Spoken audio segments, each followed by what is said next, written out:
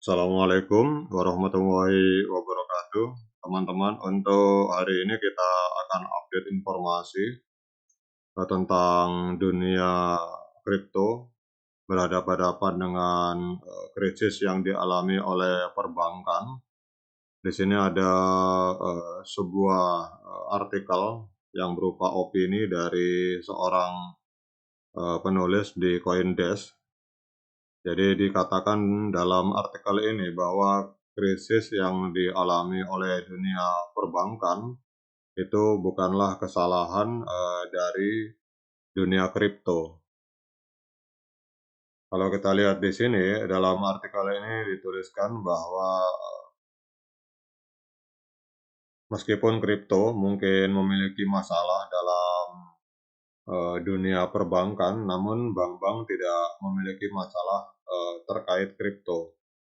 Hal ini kalau kita lihat di sini, Silvergate ini adalah sebuah bank yang memiliki aset luar biasa. Kita akan melihat artikel ini. Jadi kalau kita lihat di sini, Silvergate adalah sebuah bank dengan nilai aset sekitar 12 miliar. Kemudian juga Silicon Valley dengan aset sekitar 200 miliar dinyatakan bangkrut dan ditempatkan di bawah pengawasan FDIC pada tanggal 10 Maret. Setelah itu juga ada kasus Signature Bank yang ditutup oleh regulator negara bagian pada tanggal 12 Maret. Jadi Signature Bank ini memiliki aset hampir kurang lebih 100 miliar US dollar. Banyak media di Amerika Serikat menyalahkan dunia kripto sebagai penyebab terjadinya krisis dalam dunia perbankan. Kalau kita lihat di sini, krisis perbankan ini sebenarnya bukan merupakan kesalahan dari dunia kripto. Jadi memang meskipun dunia kripto kemungkinan memiliki masalah dalam hubungannya dengan dunia perbankan, namun bank-bank yang mengalami masalah seperti yang kita sebutkan di atas, itu sumber masalahnya bukan terkait dengan dunia kripto. Hal ini dikarenakan beberapa bank yang beroperasi pada lingkaran kripto seperti Silvergate dan Silicon Valley Bank dan Signature Bank ini mengalami kegagalan karena kurangnya manajemen risiko terhadap deposito nasabah dan terjadinya bank run. Jadi kalau kita lihat di sini, Silvergate Bank ini adalah bank yang memberikan layanan perbankan kepada beberapa bursa kripto, kemudian mengoperasikan jaringan pembayaran secara instan di antara banyak klien Silvergate. Jadi bank ini kalau kita lihat dari artikel ini mengalami kerugian akibat kegagalan FTX dan juga akibat surat yang dikirim oleh senator Amerika Serikat yaitu Elizabeth Warren. Kalau kita lihat di sini ke para eksekutif banknya pada akhir tahun lalu yang akhirnya menyebabkan lemahnya persepsi publik terhadap bank tersebut. Selanjutnya kalau kita lihat juga Silicon Valley Bank menjadi tanggung jawab FDIC setelah terjadinya bank run juga disebabkan oleh manajemen risiko yang buruk, termasuk kehilangan uang karena menempatkan deposito pelanggan pada instrumen keuangan yang salah. Jadi hal ini juga diperparah oleh ketakutan yang ditimbulkan oleh para pemodal Ventura yang memiliki kepentingan finansial besar pada banyak perusahaan yang dilayani oleh SVB ini.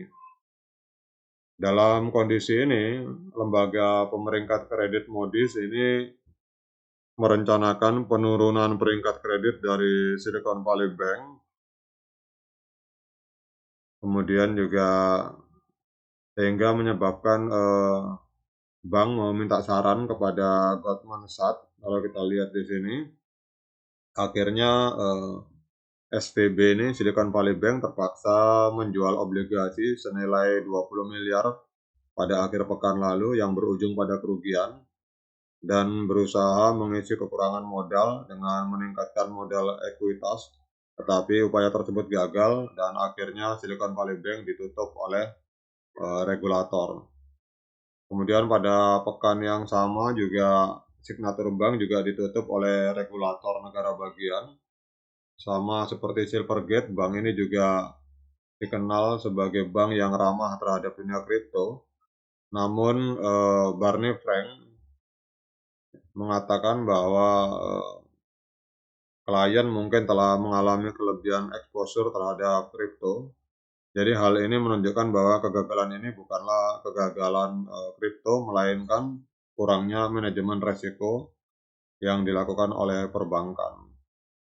Jadi kalau kita lihat kesimpulan dari artikel ini teman-teman, ini ada banyak pihak, ada beberapa pihak yang menyalahkan, dunia kripto atas terjadinya krisis perbankan yang terjadi di Amerika Serikat.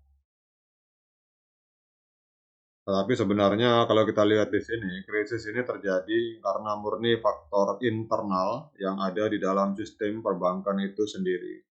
Jadi banyak bank melakukan praktek bisnis yang tidak terlalu transparan, seperti memberikan pinjaman dengan bunga yang tinggi, kemudian melakukan praktek spekulasi yang tidak bertanggung jawab. Akibatnya ketika sesuatu yang tidak terduga terjadi, seperti krisis keuangan pada tahun 2008, maka bank-bank tersebut akhirnya jatuh bangkrut. Di sisi lain, dunia kripto juga tidak dapat disalahkan karena krisis ini. Kripto sebenarnya, berfungsi sebagai alternatif untuk sistem perbankan yang kaku dan terpusat. Jadi dunia kripto sebenarnya dapat memfasilitasi transaksi tanpa adanya keterlibatan pihak ketiga dan dapat, mengurangi biaya yang dikenakan oleh bank dalam setiap transaksinya gitu. Jadi kalau kita lihat di artikel ini, masalah perbankan, pada dasarnya terkait dengan cara bank-bank mengelola risiko dan bagaimana mereka mengambil keputusan investasi. Jika bank melakukan investasi yang tidak cerdas, maka bank tersebut beresiko mengalami kerugian besar. Jadi ini adalah masalah yang terkait dengan, pengambilan keputusan secara internal perbankan dan tidak berhubungan sama sekali dengan dunia kripto. Malah kalau kita mau jujur sebenarnya, dunia kripto seharusnya menjadi bagian dari solusi untuk krisis yang dialami oleh dunia perbankan. Karena kripto dapat memfasilitasi transaksi internasional yang lebih cepat dan lebih murah, serta dapat mengurangi resiko yang terkait dengan ketergantungan pada sistem, perbankan yang terpusat. Jadi kripto juga dapat membantu membangun, sistem keuangan yang lebih inklusif, di mana orang yang tidak memiliki akses ke bank dapat, mengakses layanan keuangan dengan mudah gitu. Jadi seharusnya kita, atau masyarakat tidak menyalahkan kripto karena krisis yang dialami oleh dunia perbankan, sebaliknya malah kita harus melihat kripto sebagai bagian dari solusi untuk krisis tersebut.